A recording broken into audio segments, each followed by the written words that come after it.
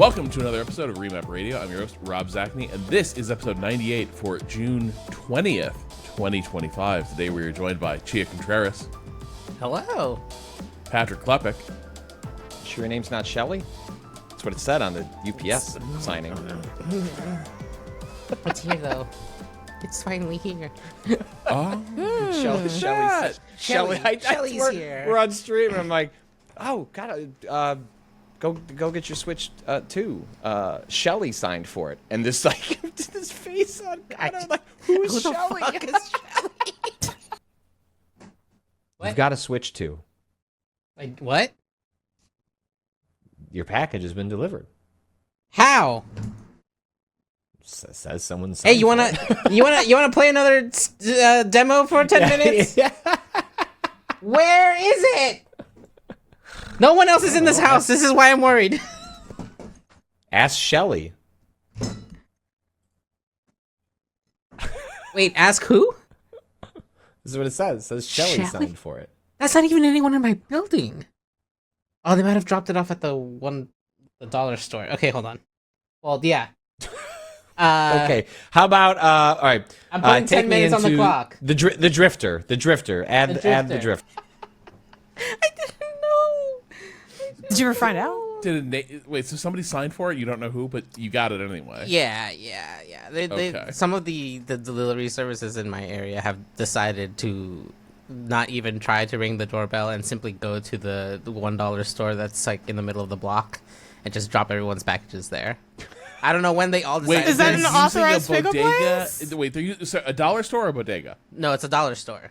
Dollar store. They're using a dollar store as a mail room? Not even a dollar store as in like A dollar tree. TM Family Dollar? dollar store or Family Dollar. No, it's Wow. the 99-cent store down the street, like local. Okay. But now it's also your mail room. But now it's also the mail room for the block. Is that yeah. that's not, I'm guessing that's unofficial, correct? Because sometimes there are like, like no one asked me if this was okay, but my packages are going there now. But the owners are cool with it? Yeah, they have like a little room in the back, and there's a bunch of mail back there now. Well, wait, sorry, did they let themselves become like a locker location? Is that what happened? No, I don't know. It's not like a locker location. This is an under-the-table You can't locker pick it location. if you're like trying to get something sent to you. But if I wanted Kato Switch 2, could I just walked in there and be like, sup, and just walk to the back room? And You can't walk to the back. You have to ask. They kind of like know what came in that day, and you say like anything for $6.90. They're like, nah, not today. Or This is sometimes they'll be like, chaotic, you can but I come do check. admire It's it. chaotic. It is. That's a community coming together. Yeah. Like yeah, the- it feels very local. It feels Yeah, like very the like delivery- the I don't know why we delivery did drivers this, are but like, "Fuck it's this." happening. So now I guess I'm doing it. Yeah. And that's what Yeah. local means. And that was Janet Garcia. As always, we are a listener and reader-supported show and website. If you enjoy Remap Radio and wish to become a supporter, you can learn more at remapradio.com/sign-up, or just click the orange button in the upper right corner of the website. Our subscribers let us keep doing the shows, the streams, and the articles that define Remap. Let's get into the news. Yeah, bit of a slow news week. Patrick, what do you want to lead off with? Well, there's like some good news. SAG-AFTRA announced that they have approved a tentative deal to end their ongoing strike, which has been going on for a hot minute. Has resulted in like various games deciding to go with scabs and other work in or non-union sort of voice actors. In the meantime, this has not been voted on by the representative body. A lot of the sticking points on this have been over AI, understandably, which is also a big sticking point over the previous strikes that kind of went through Hollywood. So, knock on wood, this will all get approved, and the folks that have been striking for this will be happy and want to ratify it. But the like short sort of like summary of what they're getting is they're getting a 15.17 pay increase with additional 3% raises. Occurring over the November 2025, 2026, 2027. There's new overtime rates for performers. There's increased health and retirement contributions.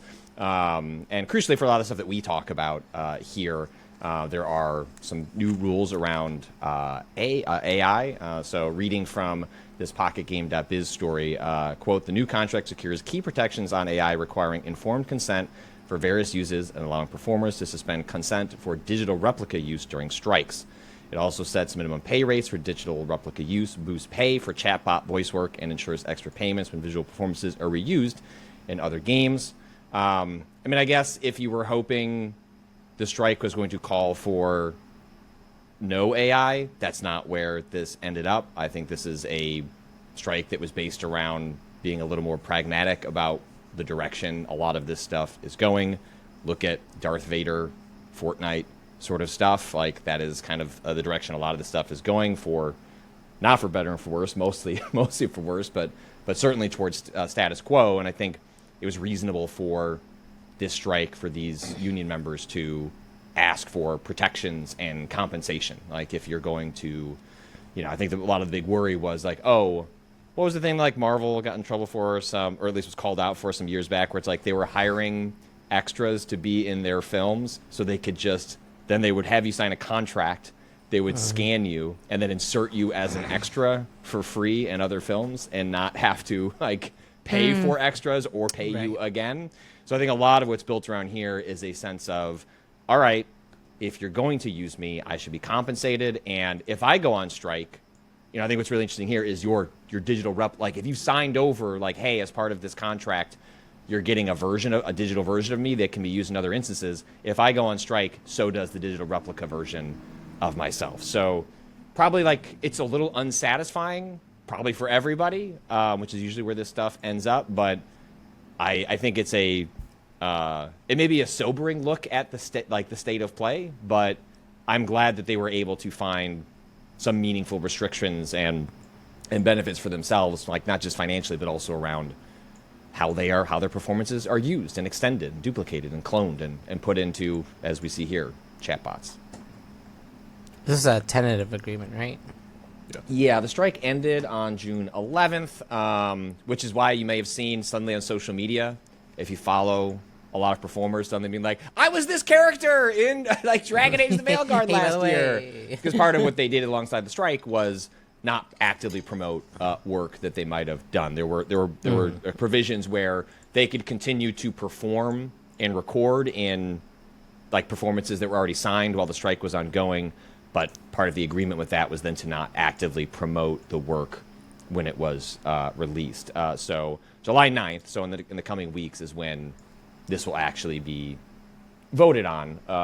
And at least my sense online reading the trades is that generally this is expected to be passed, but I don't know if there's folks who are a little more annoyed over a lack of, more anti-AI stuff in here or not.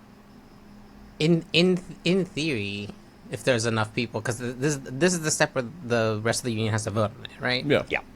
So like, that tends to seem doubtful though, right? Like your union reps fight so much for a thing that it feels like they probably got the best deal they could out of it, and the final vote is a little bit of. And they're aware, these provisions are not surprising, right? Like if you're in Slacks or like updates from lawyers and union reps are like, here's where we're at, where are we drawing lines? Like it's usually sort of a group effort, so like this stuff shouldn't come as a surprise to members of SAG-AFTRA. Yeah. Yeah, like it's kind of a rug pull to not ratify at this stage. Like if it comes with the endorsement of the union members, but at the same time, like there are points where I feel like I've seen this happen like teachers unions, where it becomes sort of things come to a head where the reps feel like this is what we're going to get. We need to just get out of this negotiation and move on. And if the rank and file do not feel that way, it'll go a different way. But but SAG-AFTRA is a big unwieldy union too. So yeah, my assumption would be this would go through. I never know how to evaluate the stuff around like, you know what I mean? Like, is it good when you're talking about like, the long-term effects of these AI, these terms and conditions around like AI? Use and AI performance, because like with so many things, it feels like rearguard actions around this stuff encroaching more and more on performance. But I do wonder, is this type of like performance capture the big fear? Like Darth Vader is a high profile case, obviously, also a really like iconic performance and voice. But I am curious, like how much. A lot of the anxiety I see is around. Well, you never work with an actor at all, a performer at all. You're not capturing one person's performance. You have AI generate. You have an AI like just take a generic AI voice and like read lines you wrote for a game. And I'm curious what safeguards exist to stop studios from doing that. If they're like, well, we're just not going to work with professional voice actors. We're just going to have AI like performance going. I mean, yeah, because that's they call it like scratch tracks is what happens like early in development where, you see less of this and like so many like public game demonstrations are understood that they're going to be public in some fashion, so we see less of this. But there were times like Rob, I'm sure you've encountered this, Janet, I'm sure you've encountered this. Where like this is not final VO. Like our programmer like did the voice acting for this section. Like there'll be a real voice acting later on because there's in the middle of writing production, there's no reason to pay someone for like a high quality performance when you might scrap all of this. It may not be final. But I think you point to a very real, I think, like long-term fear that I don't know that you could actually how you would build requirements around. Right. In which, like if they are able to just stockpile like these mod, like maybe this stuff falls apart because I don't know if you saw like some of the excerpts from the Disney like Universal lawsuit against what's the big visual AI generator? Fuck, I had it a second ago. Midjourney? Yes. Midjourney, yes. And it's just like them showing like produce Thanos, and it's just like, sure, look, there he is, or like, and it's like so obvious that it's just explicitly trained, and like when you can show things like that, like maybe those lawsuits will have implications where it's not able to pull from copyrighted material, but it does send sort of a presumption that this stuff could get quote good enough. And I think that's a reasonable fear, Rob. Like, what do you probably the Troy Bakers of the world? Fine, right? Like people who are names, and you see some of this even in our own field, right? Like it's not AI, but like, oh, in order to be successful in like video game writing, journalism, whatever, you must be like popular and charismatic, good online, and like also express like interesting opinions. Not even the interesting opinions part, just be popular and charismatic. Never online. Stopped me. But I come from a different era where that was not a requirement. I'm legacy. we just got grandfathered in, Rob. But like the what that points to is just sort of like a certain class, like a certain tier that gets to do that work and be like paid and rewarded for it. And I can imagine VO trending in a similar direction where it's like, oh, like the names, like you say Troy Baker's in a game, people know what that is, and like that can be like kind of a butts and seats sort of thing. But if you just need to get a voice actor for a bunch of like random enemies and stuff like that, do something like the grunts of the world, like sort of like does the middle class of like VO motion capture, that sort of stuff end up going away because the tech makes that more efficient and you just don't need those people. I think that's a very reasonable thing to be worried about, and I don't know how you build in safeguards for that. Yeah, nor do I. I think it is, the return points back to like SAG-AFTRA seems like they're doing what they can. One of the bigger issues though is that the AI industry is sort of operating on a scale of like theft and counterfeiting on a never before previously seen scale. Yeah. And so it's like, in a weird way, these like, yeah, this seems like kind of reasonable. Your digital likeness, I guess, can go on strike. That assumes the companies that are like, oh, we're gonna keep virtual Troy Baker on file here, and he's gonna be like, when Troy Baker goes on strike, so does digital Troy Baker. Okay, cool. Yeah. But I think the threat for a lot of this is also companies just going to just an AI company and being like, just I need audio for these lines. Right. And they aren't, because they have already stolen Troy Baker along with every other actor. It'll just be like you send in prompts and it'll give you sort of a maybe passable voice track. And that is the union is doing what it can, but also at the same time, the AI industry is still predicated from this position of like, what if you just didn't have workers? Like, what if you just didn't have to work with people and you just feed prompts into a machine? Yeah, that's the unfortunate part about conceding to being recorded is that that's just gonna become source material for something that they can say is not technically you anymore, right? You're just part of the melange or whatever. Well, and they'll put boilerplate in every contract, right? Like that'll just be the path forward. And like, I mean, it's kind of the EULA thing to an extent. Like it's just, so if you want to do this job and get paid, I sent 2 forms over. Can you sign them? I ain't reading that shit. Like, no, but they have someone that. Well, I guess it depends on how established you are that you have someone reading it or not, or how much you're being proactive on that. Something, right? Like if you have an agent. just somebody. Yeah, like if you're working with in a role where contracts are that important.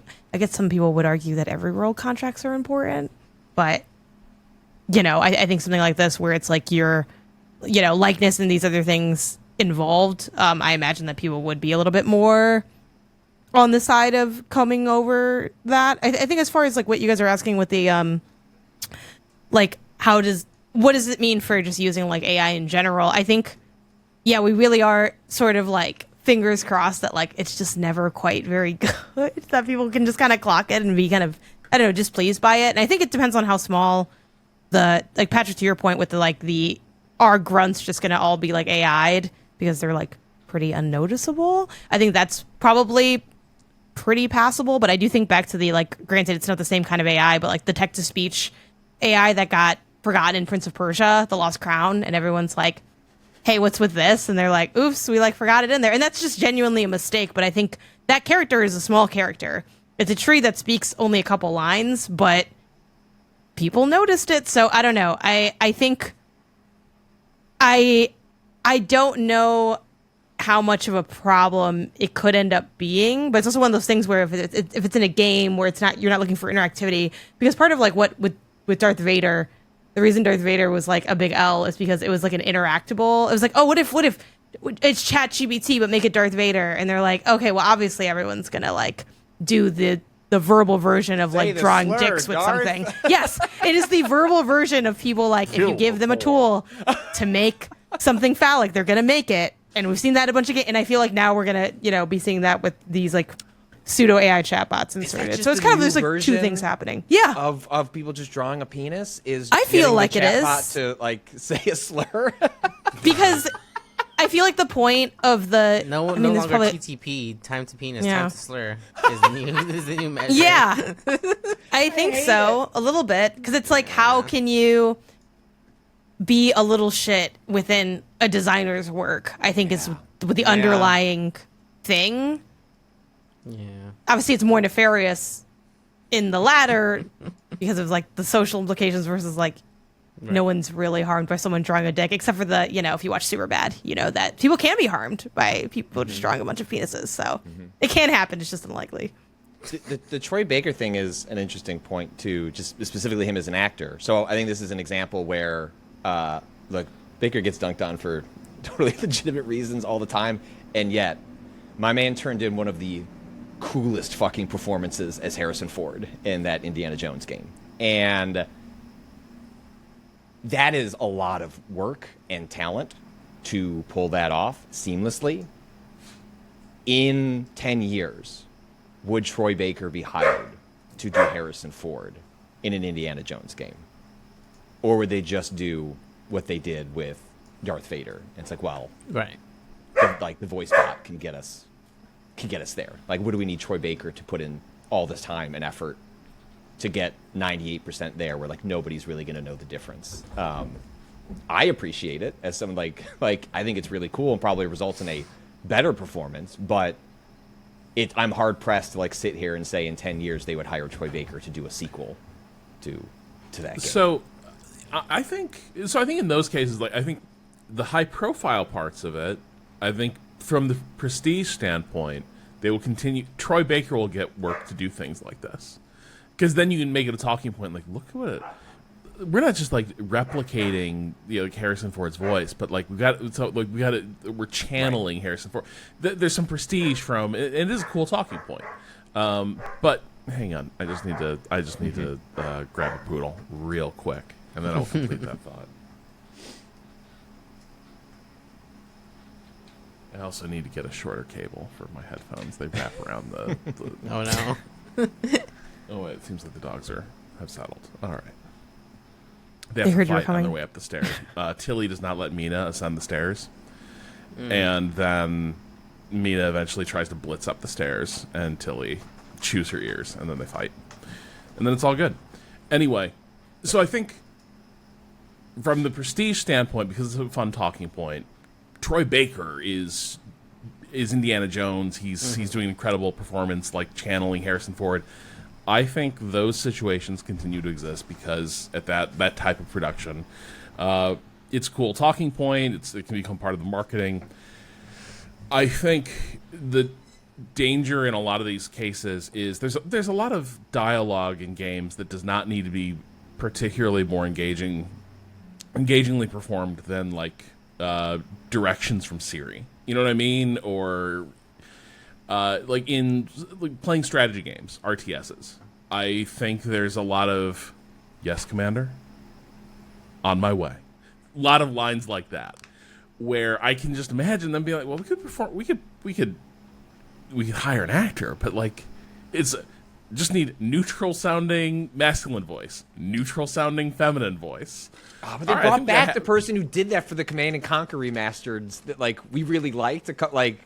Whatever that stream was, like a month and change ago. Like they didn't like they brought her back to do those voices for that, and like And they should, they should have. Yeah. But yes, I'm with you that it is reasonable that a lot, maybe not reasonable, but it would be expected that a lot of developers would look at that and go, we can cut that corner, save that time, save that money, and I also, it's so sad that it feels like that's kind of where some of those barks get placed as quote-unquote neutral, when like I feel like I can hear the StarCraft barks because they were specific, right? Yeah. Like I know which one is which unit because they did a good job kind of differentiating them through different performances, right? Like it's actually still as like small as there's no small parts actually, you know. Like, Yeah, I think in a game like that too, you're hearing that stuff so much. I wonder if it then becomes actually more relevant. Like I feel like a place where not to turn this into like where's the best place to cut a corner kind of conversation, but like you know, I started playing I started playing Rematch, which I'll talk about later, for like games we've been playing, and it has one of those like, you know, and I think a lot of games have this for create a character, select your voice, but they also have maybe like variants in a way where this is probably just kind of like a pitched up, pitched down, and they even have like within theirs a pitch slider. So it's like obviously, but like I doubt that's that one person pitching their manually, you know, it's like that's manipulated in like kind of an automatic way to some degree, which is different than what we're talking about, but it's reminiscent in the sense that it's like some type of generalized canned voice. Those voices never really sound that good, but it's fine in that context because it's so like inconsequential. Like in the context of this game, it's like when you press the like up on the D-pad to be like good job or whatever, it's like that'll be there. I don't really, you know, it's like how good does that need to sound? It's in my control on how often I'm using it, kind of thing. But I feel like in a game like what you're describing, Rob, there are just certain games where certain elements hit heavier despite it being all the same thing, where it's like, yeah, but if I have to hear that a million times, suddenly it does matter that it sounds good, or it can be beneficial that it sounds good. So yeah, I mean, I definitely think bottom line is people will be using AI to like cut corners on certain things, but I hope, and I'm like optimistic that it won't be as much as maybe they'd like, for a combination of like the quality that AI is currently at and also the amount of relevance that comes into a lot of VO in games. Maybe not all, but I think more than you might expect. It's the funny thing is, I don't know that it's a devaluing that's happened. It's more AI's already sown so much distrust about whether what you are seeing and hearing is crafted by a person. You know, like how often in a game is there like, you know, they used AI art for this, and I'm like, I don't know if they did, but it's just routine now that people are saying that looks like AI art. It just has that AI art look, and maybe it does. Maybe it just looks kind of generic, but there's so many games now where you find like a Reddit thread somewhere where it's like they don't buy this game and used AI voice performances. And you have a developer being like, no, we didn't. We just no, they're just shitty, and it's like yeah. But it's like that's the other element. This is not SAG-AFTRA's problem unless we start like putting like little stamps on the game boxes and on the Steam page for like the various guilds. I mean, Steam does have like an AI disclosure requirement for games on there. So I think it's going to depend on like, do we see that? Because I don't believe any other storefronts have that. No. I don't know if anyone. Yeah. So I think that definitely plays a role, like how much like storefronts care. Microsoft is not going to put in the Xbox storefront. No, they're not. They're not. They're absolutely not. But those are the things that can drive, the culture in different places. And it's like, okay, Steam's a place that does do that. PlayStation, Xbox, Nintendo's like, what is even happening with it? We don't even have the internet, so you don't gotta worry about us. We don't have the internet. Yeah, we're kind of just out here looking at pictures of Donkey Kong. But yeah, like those things also I think just kind of like drive the culture in the conversation in terms of like consumers caring, because I think the first step of caring about something is being properly informed on it. I mean, not the first step, but they're interlock steps to a degree. Yeah, and I'm with you, Rob. I don't think there is a way to, without a doubt, look at something, especially in a game, and know for a fact that it's AI or not. But obviously, like, people have there's tells, there's suspicions, and then you have to like do further research. But it is one of those things where it's like, yeah, like I can't necessarily play a demo and be like, oh, I definitely without a doubt can tell you if there's AI in this demo or not, which is kind of a stressful place for the industry to be a little bit, as someone that also wants to see things made by people. Yeah, I mean, you're as with a lot of things, there's kind of two things that I hope. One is that the sheer boondoggle of AI eventually brings down a lot of this, because the business model is actually not workable. It's too expensive to build and maintain this infrastructure.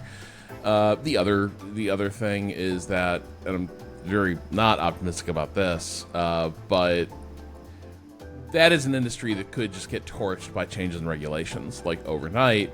But then you watch like the Senate rubber stamp a pro crypto bill, and you're like, yeah, the industry will make sure they never get regulated that way.